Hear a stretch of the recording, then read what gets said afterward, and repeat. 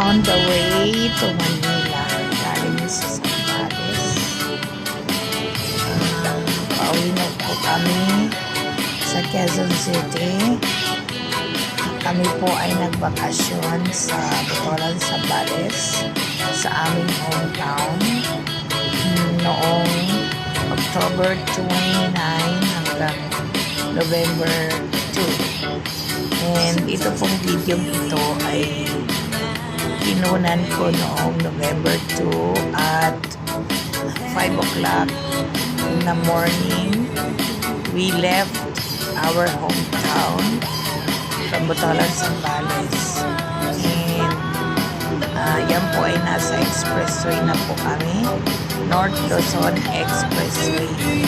Going back to Quezon City because I have my work in Quezon City. Nagtatrabaho po ako sa school because I am a teacher.